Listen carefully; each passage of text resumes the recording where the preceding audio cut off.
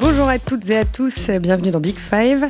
Après notre intermède consacré à Diego Maradona la semaine dernière, on retrouve aujourd'hui nos petites habitudes anglaises en l'occurrence. On va parler du leader inattendu de la Première Ligue et surtout de son entraîneur. Le Tottenham de José Mourinho pointe en tête après 10 journées, alors que se profile le derby face à Arsenal dimanche 6 décembre. Les Spurs, meilleure défense du championnat anglais, deuxième meilleure attaque.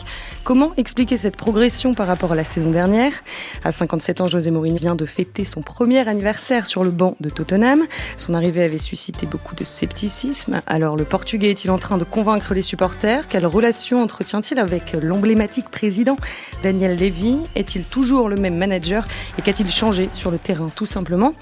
Avec moi aujourd'hui, comme à chaque fois ou presque qu'on parle de foot anglais, Pierre-Etienne Minondio. Bonjour Pierre-Etienne. Salut Marie, bonjour à tous.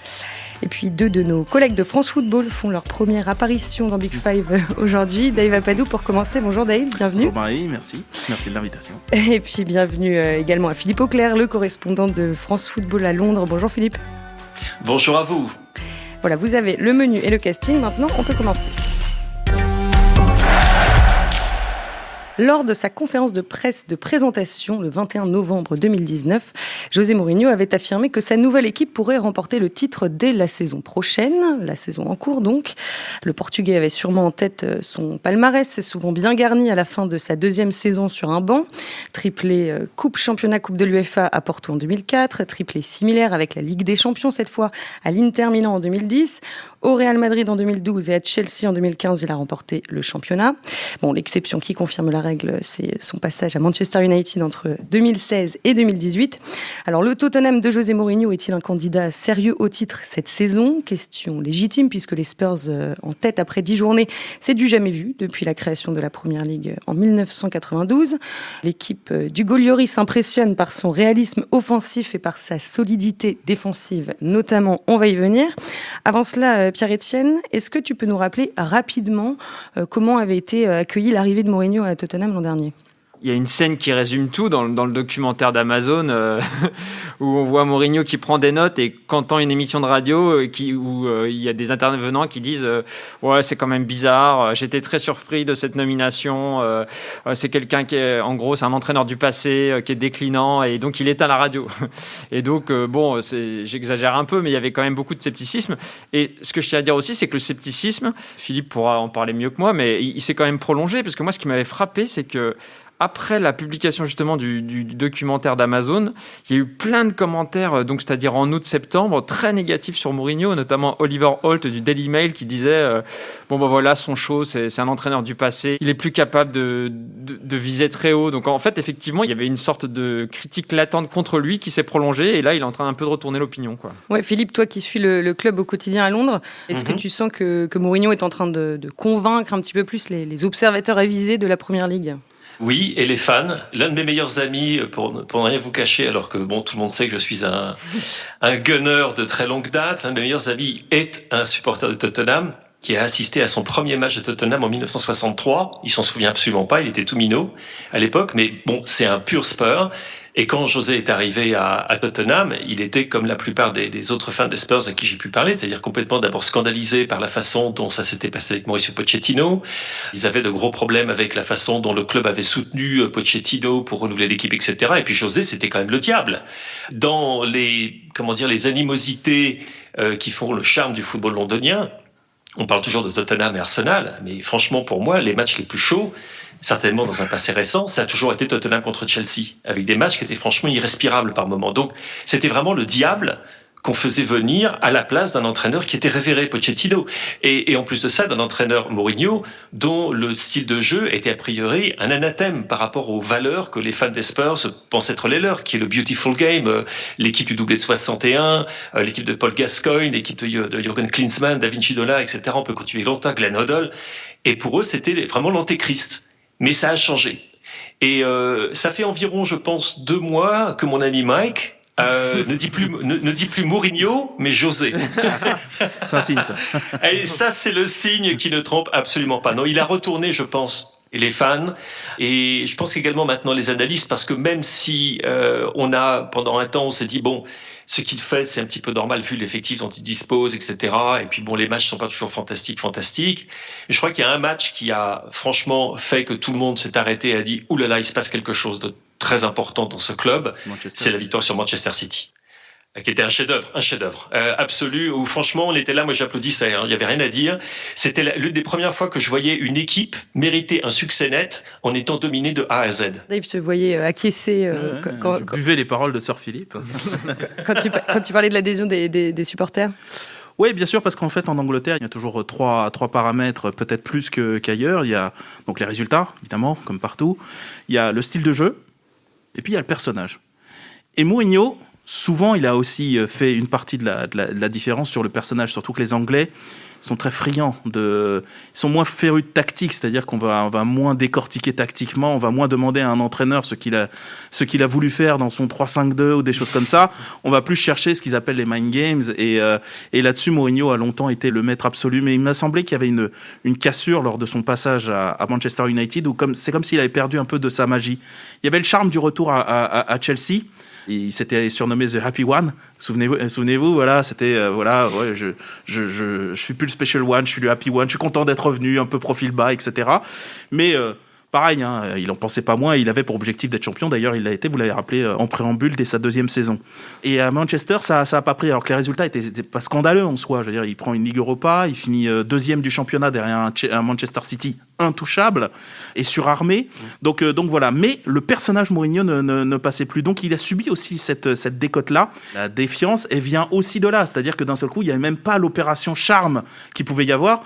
A contrario, mais dans un tout autre style, du prédécesseur Pochettino qui lui était vraiment adoré. Donc voilà, il arrive après tout ça, Mourinho, et forcément ça n'a pas été simple. Alors depuis un an, il cohabite avec Daniel Levy, le président de Tottenham, réputé intransigeant et très dur en affaires. C'est lui qui l'a fait venir via son propre réseau. Pierre-Etienne, comment se passe la relation entre les deux hommes au quotidien ? Encore une fois, c'est un peu facile, mais je vais encore revenir au doc d'Amazon. Et donc, c'est ma source. Non, mais il y a un moment... mais il est fabuleux, le doc. Il est quand même pas mal. Il faut quand même le reconnaître qu'il est... Bon, c'est un peu à la gloire de Mourinho, mais il y a des choses intéressantes. Et à un moment, Levy dit c'est un des 2 meilleurs coachs du monde. Alors, il dit pas quel est l'autre. Alors, on ne sait pas si c'est Guardiola ou Klopp, mais bon. Et donc, non, apparemment, visiblement, Levy est sous le charme. Comme l'était Ed Woodward au début à Manchester United, le directeur général des Red Devils, il est sous le charme, et une des preuves quand même que finalement Mourinho a réussi un peu à lui retourner la tête, c'est qu'il a pratiquement obtenu tout ce qu'il voulait en termes de signature cet été, alors que c'est le Covid, alors que c'est pas une période évidente, et que Levy est quand même connu pour être près de ses sous. Donc a priori, l'opération séduction a fonctionné, quoi. Oui, c'était ce que je voulais demander à Philippe. Dans quelle mesure Mourinho a pesé sur les derniers mercatos de Tottenham ? Vraisemblablement de manière assez importante et surprenante, parce que quand on sait en plus que Tottenham est très endetté lourdement pour la construction de ce stade absolument fabuleux. Au passage, dès qu'on pourra revenir dans les stades pour de bon, je vous conseille une chose, prenez le train pour Londres et aller au Tottenham Stadium, c'est une merveille absolue, mais c'était quand même une surprise de voir comment Levy a accepté dans ces circonstances de pouvoir un petit peu desserrer les cordons de la bourse et faire venir des joueurs qui ont vraiment le profil mourinien. L'un des cas les plus évidents, c'est Højbjerg, par exemple. C'est vraiment le joueur de devoir mourinien total. Mais bon, le prêt de Gareth Bale, ça va coûter quand même une somme considérable. Je regarde également qui d'autre a-t-il fait venir. Matt Doherty, bon, c'était quand même une des opérations du siècle, mais bon, ça c'est merci George Mendes, puisque on rappelle que Matt Doherty vient des Wolves. Les Wolves, c'est George Mendes, l'agent de Doherty, c'est George Mendes, et l'agent de José Mourinho, c'est George Mendes. Donc tout s'est bien passé de ce côté-là. Sergio Reguilón, qui mine de rien est un joueur qui s'est maintenant complètement affirmé comme un titulaire à Tottenham Hotspur, il a quand même coûté quelque chose comme 30 millions d'euros. Et même le petit Joe Rodon que l'on voit en ce moment, qui vient de Swansea, il en a coûté 15. On ajoute comme ça, et on se rend compte que, ma foi, ils ont fait de très très gros efforts, puisque le seul joueur qui a fait rentrer un peu d'argent dans les caisses, c'est Kyle Walker-Peters, qui est parti à Southampton, 15 millions d'euros. Donc il y a eu un très gros effort financier fait de la part de Daniel Levy, qui prouve, à mon avis, plus que toute autre chose, combien il fait confiance à Mourinho. Oui, Pierre-Etienne. Ouais, juste a priori, il semblerait que le prêt de Gareth Bale, c'est plus une idée de Levy. Donc, il veut aussi montrer qu'il a un tout petit peu de marge de manœuvre par rapport à Mourinho. C'est pas un choix très mourinien. Ouais. Et ça, Lévy était fasciné. Il déteste pas avoir Gareth Bale sur le banc des remplaçants. Bien sûr, évidemment. Mais je pense que, a priori, Lévy était aussi fasciné par l'histoire parce que, évidemment, c'est une super histoire à raconter et que Mourinho était un peu moins chaud là-dessus. Bon, c'était peut-être une manière pour Lévy d'affirmer aussi, pour dire, je suis comme le taulier malgré tout. Super histoire que nous avons racontée dans Big Five au début de l'année. Alors, en novembre 2019, dans France Football, tu écrivais, Philippe, que l'arrivée de Mourinho constituait donc l'un des plus grands paris du règne de Daniel Lévy. On vient de le dire. Et tu te demandais si le Portugais n'allait pas démanteler un petit peu les fondations sur lesquelles le club a bâti son retour au premier plan. Un an après, est-ce que tu as un début de réponse au regard du travail effectué par Mourinho ? Oui, je pense qu'en effet, il a démantelé le jeu de Tottenham. Ça, c'est un fait. C'est plus du tout le Tottenham proactif, hyper dynamique, gegenpressing qu'on voyait du temps de Pochettino, première chose. Deuxième chose, la politique de Pochettino qui avait été forcé d'acquérir des joueurs jeunes et de les développer ou d'aller les chercher dans l'académie. C'est pas quelque chose qu'on voit en évidence aujourd'hui. Je pense qu'on va reparler, mais maintenant, ça y est, José Mourinho a son 11 de départ. Il l'a. Et quand tu regardes qui est dans ce 11 de départ, tu verras que c'est pas des joueurs qui viennent de l'académie, mis à part bien évidemment Harry Kane, mais bon, Harry Kane est maintenant une superstar mondiale, etc. Mais tu vois qu'en effet, ce sur quoi Tottenham avait bâti sa résurgence sous Pochettino n'est plus là. Il y a en place maintenant un système mourinien qui est une machine à gagner des matchs en attendant de gagner des titres, parce que ça fait quand même 12 ans que les Spurs en attendent un. Mais en effet, ça s'est fait. À plus long terme, il va falloir se poser la question de savoir si la politique de la terre brûlée que pratique José Mourinho, tout le monde le sait, c'est 3-4 ans maximum, quel impact ça aura sur Tottenham à long terme. Mais d'un autre côté, si jamais Tottenham peut, pendant ces 3 ou 4 ans que va durer Mourinho, pas plus, gagner un grand titre, je te parle même pas de la Première Ligue, parce qu'alors là, ça serait de la folie. Ça change complètement la dimension du club. Et à ce moment-là, tu te diras que oui, il y a eu un démantèlement, mais on a bâti autre chose qui est une base de succès. C'est une fondation de jeu, c'est pas une fondation pour ce qui est du système de recrutement, c'est pas ce genre de choses. Non, c'est une fondation de succès qui te permet d'avoir les ressources financières qui vont avec les victoires et les grands titres, et en même temps de pouvoir attirer des joueurs peut-être de plus haut niveau que ceux dont Tottenham était capable au départ. Donc tu vois, oui, démantèlement il y a eu, mais un démantèlement dont l'impact est aujourd'hui positif, globalement positif. Alors on le sait, José Mourinho, c'est un meneur d'hommes à part. Partout où il est passé, il a gagné un temps la confiance absolue de son vestiaire. Il a souvent répété, pour lui, le football est une science humaine où l'humain est au-dessus de tout. Quand il est arrivé, Tottenham se trouvait au 14e rang du classement de la Première Ligue. Finalement, ils ont terminé 6e. Là, maintenant, ils sont premiers. Dave, est-ce que l'arrivée du Portugais a créé un déclic psychologique au sein de l'effectif ? Est-ce que ça leur a tout de suite fait du bien ? Déjà, on a tendance un petit peu à galvauder parce qu'il a subi une décote, comme je le disais tout à l'heure, mais c'est quand même un incroyable winner. C'est un palmarès que ni Tottenham ni aucun des joueurs évidemment n'a même pas en rêve, quoi.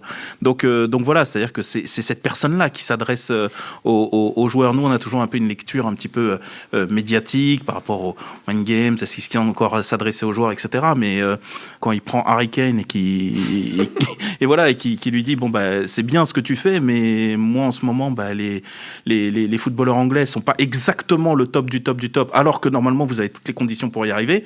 Moi, je vois ce qu'il est en train de faire d'Harry Kane. Harry Kane, c'était déjà un incroyable buteur, un incroyable footballeur, etc. Moi, je trouve qu'il est en train de le redimensionner. C'est-à-dire que là, il est en train d'en faire quasiment une sorte de meneur, buteur, d'organisateur, et on lui trouve des... Mais mentalement, qu'est-ce qu'il a changé chez Kane, par exemple ? Je pense qu'en fait, il fait péter certainement une sorte de plafond de verre. C'est-à-dire que les Anglais ont cette espèce de mélange, il me semble, et ça se voit notamment avec leur équipe nationale. Il y a un mélange d'assurance, c'est-à-dire presque d'arrogance, et en même temps un plafond de verre qui est une réalité, c'est qu'ils n'ont rien gagné à part 1966. La Coupe du Monde. Voilà, exactement, le mondial qui était chez eux. Donc voilà, il y a tout ça à casser, et particulièrement dans un club comme Tottenham, qui est à l'intérieur du foot anglais, et un club de losers, on peut le dire. C'est-à-dire que le dernier titre... Voilà, exactement. Et il se régale, Philippe. donc voilà. Et moi, je pense que quelqu'un qui arrive comme ça, souvenez-vous de son arrivée à Chelsea, qui correspond peut-être à ce qu'était un petit peu Tottenham à l'époque, c'est-à-dire il y a un peu plus de 15 ans. C'était un club qui n'avait pas gagné grand-chose, qui avait gagné une Coupe des Coupes, des Cups, des choses comme ça, et les succès, ils dataient des années 70. Mais... quand il arrive, le premier jour, je crois, du rassemblement, il met de côté Makelele, il met de côté Ricardo Carvalho et peut-être un autre de Porto qu'il avait amené dans ses valises, et il dit, voilà, à part ces trois-là, tous les autres, vous êtes des losers. Alors qu'ils se voyaient comme des caïds, tout ça. Mais il disait, mais là, Makelele, il a gagné la Ligue des Champions. Carvalho, il a gagné la Ligue des Champions. L'autre, je crois qu'il y en avait un troisième, il a gagné la Ligue des Champions. Paulo Ferreira, non? Paolo Ferreira, il me semble, voilà, parce qu'il souvent il le travaille avec lui. Et voilà. Et il dit, mais tous les autres, vous avez gagné quoi? Et en fait, ça pose un truc, et c'est un mal alpha, en fait, Mourinho. Et je pense, il a peut-être été plus fin. Il a une capacité à faire, à élever un groupe, à les faire changer de dimension. Bien sûr, et Philippe l'a très bien rappelé, c'est jamais un projet à long terme, c'est du prêt à l'emploi. Et la première année, il cadre les besoins de son équipe, et la deuxième année, il gagne. Et l'un de ses principes immuables, c'est l'équipe, le groupe, avant tout. Comment est-ce que ça s'applique chez les Spurs en ce moment ? Il y a une phrase qui résume ça, et sans surprise, elle vient du documentaire Amazon.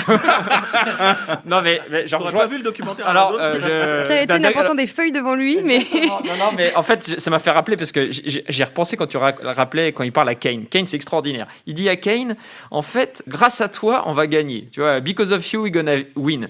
Et en gros... C'est hyper ambigu parce qu'alors là, il y a un gros plan sur Kane qui est flatté en se disant ouais, putain, en gros, je suis le joueur clé. Et après, il dit because you are a lot of great players.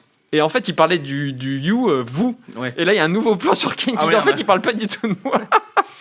Et donc, en fait, non, mais c'est toute l'ambiguïté aussi. C'est-à-dire que, et puis dans cette discussion, il dit aussi que lui, I have a universal dimension, un truc comme ça. Il dit que lui a une dimension mondiale qui va apporter aux joueurs. Bien ce sûr. Qui est vrai en plus. Bien c'est sûr, complètement mégalo, mais c'est vrai. Et donc, en fait, c'est toute l'ambiguïté du truc. C'est-à-dire que à la fois, il met les joueurs en avant, mais lui-même sera toujours au centre du game. C'est un discours un peu ambigu. Quoi. Mais et là, il s'est mis le vestiaire dans la poche ? C'est toujours un peu une bombe à retardement, parce que c'est comme le disait Philippe, c'est-à-dire que oui, parce qu'il y a les résultats, mais apparemment, bon, un mec comme Dele Alli, je pense qu'il en a gros sur la patate, il peut rien dire parce que l'équipe... Depuis longtemps, il en a depuis longtemps. L'équipe tourne, donc il peut rien dire. Mais si jamais ça tourne mal, ou enfin s'il peut se casser en janvier, bon. Et puis par ailleurs, il a quand même eu des mots hyper durs quand ils ont perdu contre Anvers.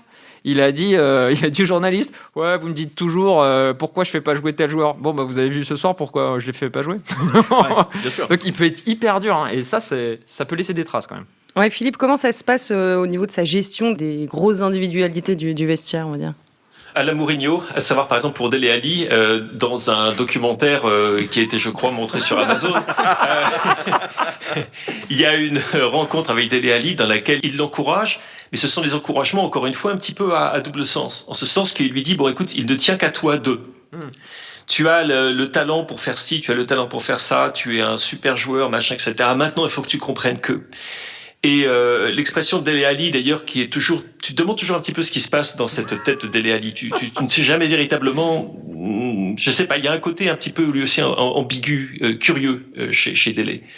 Et visiblement, la leçon n'est pas passée. Alors qu'elle est passée chez Tanguy Ndombele. Tanguy Ndombele, mais qui s'est fait démolir au départ par Mourinho. Vous vous souvenez, les séances d'entraînement à part, même les déclarations de Mourinho à la presse. Ndombele a complètement a décidé... Ok, je vais faire ce que le coach me demande de faire. Et qu'est-ce qu'on voit ? On va en reparler, j'imagine. On voit peut-être le meilleur Ndombele qu'on ait jamais vu en ce moment. Et qui fait une vraie différence. Dele Alli, lui, il n'a pas suivi l'exemple. Il a eu un grand match, qui était le match contre West Ham, qui était la victoire, je crois, 3-2 au London Stadium.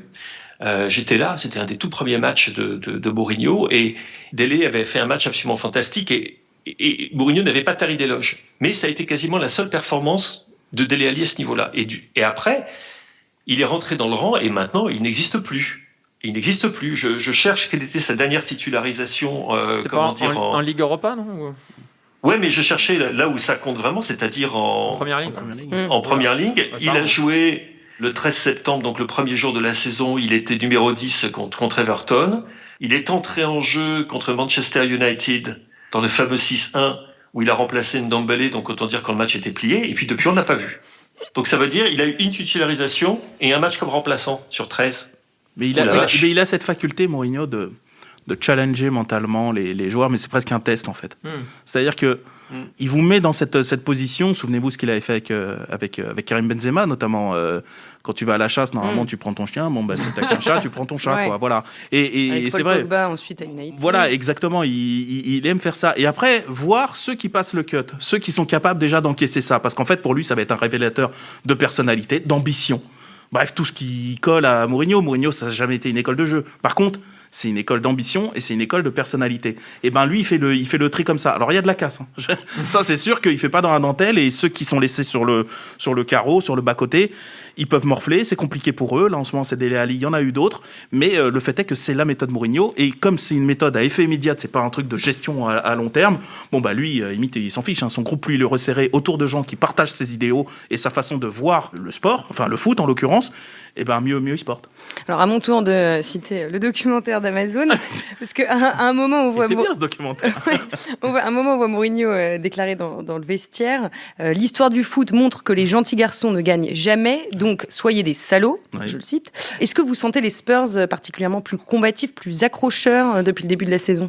Ils sont plus cyniques en tout cas. Ouais. Il y a accrocheurs, c'est sûr, il y a une forme de discipline, mais il y a une forme même de...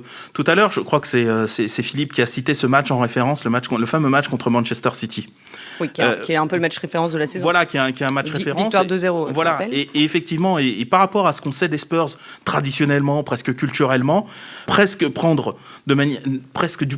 Je ne sais pas si c'était une forme de plaisir, mais en tout cas complètement accepter l'idée que c'est comme ça qu'ils devaient faire, que c'est comme ça que ça allait se passer et que c'est comme ça qu'ils vont gagner. Je pense que déjà d'avoir réussi à infuser ça en finalement si peu de temps, parce que l'année dernière il est arrivé en cours de saison, Mourinho, on finit par l'oublier. Mais finalement, il a assez vite diffusé quelque chose, alors que culturellement, ce ne sont pas des joueurs qui sont normalement formatés pour ça. Et ben, je trouve que c'est fort. Moi, il y a 2 autres matchs qui m'ont marqué. Évidemment, la victoire à Old Trafford 6-1. Ils se prennent un but dès la 2e minute. Oui. Et sur penalty, je crois, de Fernandez. Et en fait, il n'y en a aucun d'eux qui manifeste, c'était assez frappant, le moindre inquiétude, agacement. Oui. C'est bon, de toute façon. Vrai, tu as raison. Ça va jouer. Ça va le faire, pas de problème. Et ça, c'est un truc... Alors qu'il y avait quand même une fragilité parfois psychologique dans les Spurs avant. Et un autre match qui m'a marqué, c'est quand ils ont gagné un peu à l'arraché au tir au but contre Chelsea en Coupe de la Ligue. Oui. Et ça, c'est très Mourinho, quoi. C'est-à-dire, c'est le match, a priori, pas si important que ça. Sauf que là, ils sont en quart de finale de Coupe de la Ligue contre Stoke. Donc, potentiellement en demi-finale. Et t'es à 2 matchs d'un titre. Et un titre, c'est un titre. Bien sûr. Et ça, c'est typique Mourinho. Même si c'est la Coupe de la Ligue, et ben au moins, j'aurais gagné. Et donc, il y a vraiment un truc de... On va s'arracher pour gagner même les matchs un peu mineurs, entre guillemets. Ouais, et cette saison, Tottenham est la 4e équipe qui fait le plus de fautes en Première Ligue, alors qu'ils étaient 7e la saison dernière et voire 13e la saison d'avant. Oui, il y a souvent des phases de possession qui se terminent par une faute. Je veux dire de l'adversaire, quoi. Ça, c'est typiquement Mourinho, ça. Alors, on dit souvent qu'il est, enfin, vous l'avez dit, qu'il est un peu pragmatique, qu'il cherche à gagner sans forcément briller. C'est comme ça que vous illustreriez son début de saison, ou c'est un petit peu plus nuancé, Philippe ?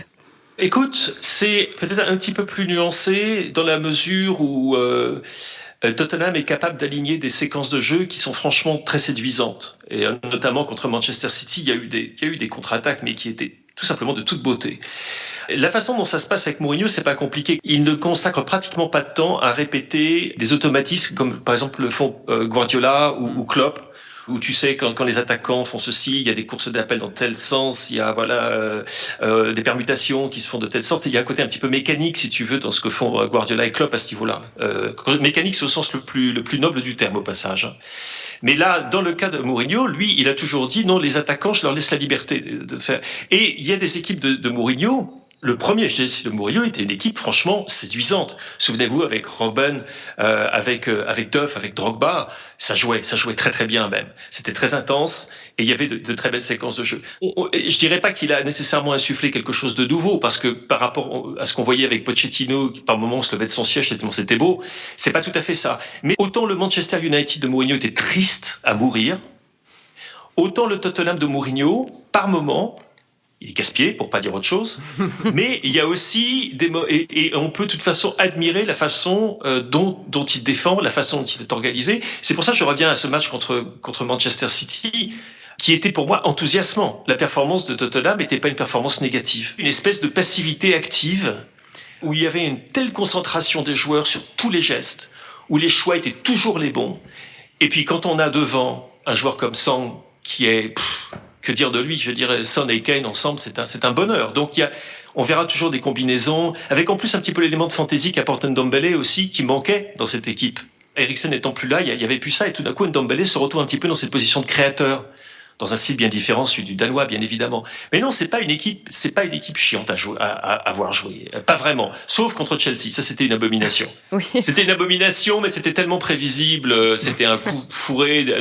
Mourinho contre Mourinho Junior. On savait ce que ça donnerait. Donc, voilà. Bon, Tottenham, meilleure défense de Première Ligue, on l'a dit, seulement 9 buts encaissés en 10 rencontres. Mais donc, bien défendre, ce n'est plus nécessairement la priorité de Mourinho. Si, bien sûr, bien défendre toujours. À la limite, c'est presque ça qu'il a fallu reconstruire, et notamment l'arrivée d'Højbjerg, je pense, a pas mal consolidé au milieu cette équipe qui parfois était fragile ces derniers temps. Mais maintenant, moi, je pense que surtout, je pense qu'il a réussi à leur faire comprendre, vous voulez quoi ? Bien jouer ou gagner ? Voilà. Et in fine, si on prend le bilan de Mourinho depuis qu'il est arrivé, il a le 3e bilan de la Ligue. C'est-à-dire derrière Liverpool, intouchable, City qui reste quand même une grosse machine depuis l'année dernière, même cette année ça va un peu moins bien. Il a le 3e bilan de la Ligue. C'est-à-dire que les joueurs, quelque part, la promesse, elle est au rendez-vous. C'est-à-dire que s'il les faisait défendre un peu comme des serruriers et puis qu'il n'y avait pas les résultats, c'est très peu motivant. Il n'y a même pas le plaisir vraiment du jeu. Là, je pense qu'ils prennent plaisir. L'exemple qui est le plus frappant, c'est que quand on a regardé le match contre Manchester City, mais je pense qu'on était 9 sur 10 à se dire mais ils vont le gagner ce match. C'est-à-dire que ça tombe pas du ciel. C'est-à-dire qu'ils ont parfaitement cadré cette équipe de City et tu as l'impression qu'ils peuvent leur faire mal à chaque fois. Quand tu lis un match contre une équipe de Guardiola avec une telle clarté, je pense que toi tu te dis waouh, c'est bien vu, et 2, ceux qui étaient sur le terrain, il doit y avoir quelque chose de jouissif comme ça, à contrecarrer. Allez, la plus belle équipe à faire jouer du royaume, ils les ont, mais vraiment de manière clinique et sans forcer, vraiment. Alors, vous l'avez évoqué, évidemment, très bon début de saison de Tanguy Ndombele. Un but et une passe décisive, et surtout une influence grandissante sur le jeu, puisque Mourinho le place dans une position assez haute et axiale au sein de son 4-2-3-1.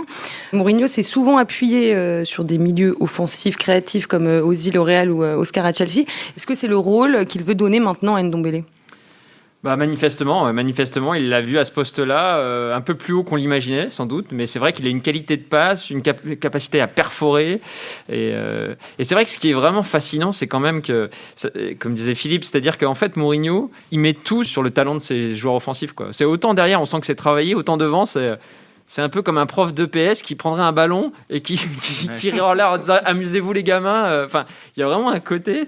Voilà, on va pas travailler Finalement, il leur laisse de la liberté. Il y a juste une nuance que j'apporte à ça. Je suis d'accord sur à peu près tout. Il y a juste une nuance, c'est qu'on voit que par rapport à Pochettino, là où Kane était vraiment en pointe à la réception, c'est la seule petite différence. Voilà, là on voit que quasiment sur chaque récupération, lui il décroche. Et c'est les autres qui plongent, notamment Son.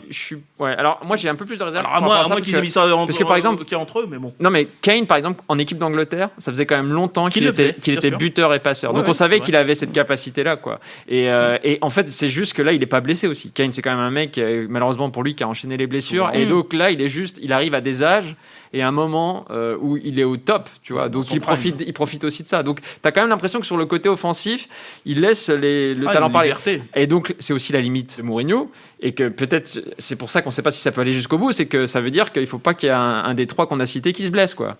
Parce que sinon, tu es en grande difficulté vu que tu n'as pas de système de jeu, en fait. J'exagère un peu, mais c'est un peu ça. Il y a un petit peu de ça, ouais. Kane, meilleur passeur du championnat, je le rappelle, avec 9 passes décisives et 7 buts également. Philippe, tu vas dans le sens de Pierre-Etienne sur l'attaque de Tottenham ? Oui, absolument, tout à fait. J'ajouterais juste une chose, c'est que c'est une équipe qui est très véloce. Aurier et Reguilón sur les couloirs, ça va très vite. Bergwijn et Son, c'est des fusées. Kane ne va pas très vite, mais c'est pas non plus un tracteur. Et ce qui explique d'ailleurs qu'ils prennent cette position un petit peu de 9,5, voire de 10. Et d'autre part, ce que Mourinho sait faire, c'est qu'il encourage les partenariats au sein de l'équipe. Il y a des équipes au sein de l'équipe. Par exemple, Reguilón et Bergwijn, ça marche très très bien. Les 2 pistons, ça fonctionne très bien. Son et Kane, c'est de la télépathie maintenant. Oui. C'est-à-dire qu'il y a une telle... Ah mais c'est dingue, et ils se connaissent tellement bien, donc Mourinho se dit pourquoi est-ce que je gâcherais quoi que ce soit, ces joueurs-là peuvent jouer quasiment les yeux fermés, et Kane a sans doute, pour moi, c'est le meilleur passeur, pas seulement au niveau passeur décisif, avec Thiago Alcantara de la Première Ligue. Ça peut paraître dingue de dire ça, mais au niveau de la précision, mettre les passes dans le sens de la course, la façon dont il donne le poids exact, dont il donne l'effet qu'il faut, c'est un régal. Parfois, il me fait penser à Griezmann, tu vois, juste dans le côté de la compréhension du jeu. Tu vois, juste de comment je sens le jeu, je suis toujours bien placé, la bonne déviation, le mec, il pue le En foot, moins léger. Oui, en moins léger, voilà, pas physiquement, plus, mais voilà. dans la côté, Mais bien sûr, il y a ça. le QI foot, comme on dit, tu sais. Ouais, bien Il est fascinant, ce joueur.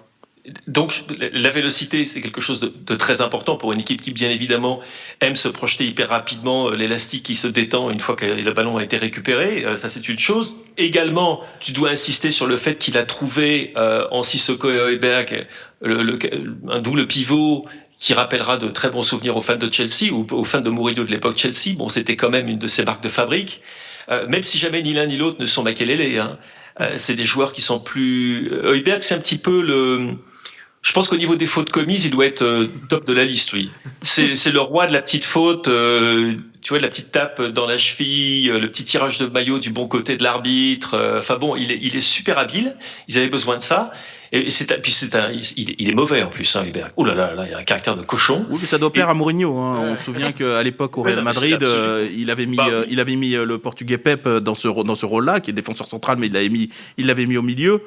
Bon, il aime bien hein, ce genre de profil. Mauvais esprit. Ouais, voilà. Et, rapidement, messieurs, si Tottenham continue à ce rythme-là, est-ce qu'on pourra les considérer comme un candidat sérieux au titre ? En comparaison avec City et Liverpool, qui sont peut-être un peu moins. Moi, je pense qu'ils vont être champions. Tu nous l'annonces là aujourd'hui ? Je ne sais pas si c'est une annonce, mais c'est une intuition. Parce que, il y a la progression de Tottenham qui est visible.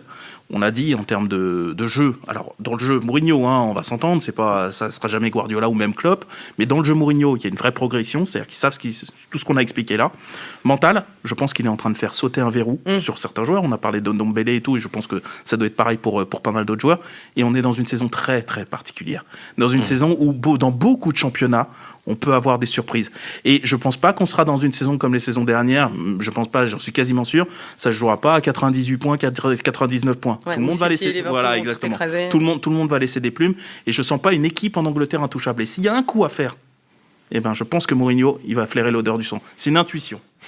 Ouais, moi j'adorerais, parce que ce serait une super histoire, mais j'y crois malheureusement pas trop, notamment parce que je trouve que ça repose vraiment sur le génie de Kane, quoi. Bon, Son est extraordinaire, mais Kane, il est tellement au-dessus du lot. Bien sûr. Et l'expérience montre qu'il a toujours sa cheville, il y a toujours un truc. Enfin, je veux pas du tout lui souhaiter malheur, quoi. Mais ça me semble trop, notamment devant. Tu vois, je trouve qu'il n'y a pas une profondeur de banc délirante. Et il fera tourner le jeudi, tu sais. Oui, non, mais en Ligue Europa, il n'y aura pas de souci. Ça va s'embêter. Donc on va voir, mais j'ai peur que ce soit un peu fragile en termes d'effectifs. Dernière question, Philippe, très, très rapidement, c'est celle d'un de nos auditeurs qui nous a posé une question sur Instagram. Est-ce que Mourinho, encore aujourd'hui, se trouve dans le top 5 des meilleurs entraîneurs ? Est-ce qu'il est en train de revenir au premier plan ? C'est pour toi, ça. C'est pour toi. On te la laisse. Cadeau. Oui, c'est sympa, les gars. Écoute, il y a de cela un an, je t'aurais dit non. Aujourd'hui, je te dis, il est en train de nous imposer de réviser notre jugement. Je pense que beaucoup d'entre nous ont pensé qu'il avait perdu son fluide. Ouais, on le disait has-been, dépassé. Ouais. On se disait son style de jeu, c'est plus du tout ce qui marche maintenant. Il faut être beaucoup plus proactif, beaucoup plus dynamique, beaucoup plus énergique. Et même son style de management était remis en cause. Son style de management également, mais ça, il peut changer aussi. Là, il a maintenant un effectif. Je trouve un peu sévère sur la qualité de l'effectif parce que quand tu as quand même sur ton banc des joueurs comme Lamela, Lo Celso ou Gareth Bale, que tu continues, mine de rien, Alderweireld est blessé, remplacé par Rodon, on n'a pas vu la différence, hein, c'est assez étonnant. Tu te dis qu'il y a quand même des ressources dans ce club. Il peut profiter de cette saison si particulière, tu avais tellement raison pour ça, avec une équipe de Liverpool qui a 11 blessés à l'infirmerie et il y en aura 15 à la Noël, une équipe de Manchester City qui par moments est absolument enthousiasmante, à d'autres moments on se demande mais c'est quoi cette histoire, ça n'a plus rien à voir avec l'équipe d'il y a 2 ans, et puis derrière ça se bouscule pas portillon, tu te dis il y a peut-être moyen de faire une Leicester, et quelle équipe est mieux équipée aujourd'hui pour faire une Leicester en 2020-2021 que Tottenham, parce que l'Europa League il la jouera d'un doigt, on va dire. Lui, il n'aura pas la Ligue des Champions à scolter. Pas comme Manchester City, pas comme Liverpool. Ça va être pas comme Chelsea, qui est un autre outsider très sérieux. Et donc, est-ce que tu le fais revenir dans le top 5 ? Si jamais il gagne le titre de champion d'Angleterre avec cette équipe de Tottenham, c'est pas dans le top 5 que je le mettrais, mais dans le top 3. Ouais, là, ce serait... On a tous une relation d'amour-haine vis-à-vis de Mourinho, et la plupart du temps, c'est la haine qui l'emporte. Et du coup, on a tendance, à cause de ça, je pense, à moduler notre jugement d'une façon un petit peu unfair, injuste. Et quand on voit ce qu'il est en train de faire en ce moment avec ce qu'on lui a donné au départ, il est arrivé, il y avait une équipe qui était 14e au classement de la Première Ligue, dont on se demandait si elle n'allait pas être reléguée. N'oubliez pas ça. C'est vrai. Quand même. Aujourd'hui, elle est 1 an plus tard, elle est en tête de ce même championnat. Elle produit un football extrêmement efficace et qui laisse augurer d'excellents résultats par la suite. Et c'est là que je me dis, je suis plus d'accord avec ce que je disais il y a un an. Non, mais c'est vrai, mais c'est normal. Au moins, tu as l'honnêteté de le reconnaître. Oui, non, mais je le reconnais parce que je pensais très sincèrement, il y a un an, son type de football, c'était terminé, etc. Mais bon, le monde a changé depuis le football, mais le monde tout court a changé. Et dans les circonstances actuelles, dans le contexte actuel, peut-être que sa façon de gérer le club, de gérer les joueurs, de gérer le jeu, est la façon qui convient au type de saison que nous avons en ce moment. Et si tu arrives à faire ça, c'est que tu es un grand entraîneur. Bien, ce sera le mot de la fin parce que là on a exposé les timings. N'oubliez pas, le Tottenham de José Mourinho reçoit Arsenal dimanche 6 décembre, 11e journée de Première Ligue. Oui, oui, effectivement, pour les Gunners ça s'annonce un peu compliqué. Merci beaucoup. Je peux te garantir que sur les forums des Gunners, c'est pas un match que les gens voient arriver avec beaucoup de confiance. Ça, je te le confirme. Oui, merci beaucoup à tous les trois. Avec plaisir. Dave Apadzou, Philippe Auclair et Pierre-Étienne Minonzio. Merci comme d'habitude à mon super collègue Antoine Bourlon pour la préparation et la réalisation de cet épisode. Et vous qui nous écoutez, n'hésitez pas à suivre le compte Instagram de l'équipe et à vous abonner à Big Five sur les plateformes de podcast. À la semaine prochaine.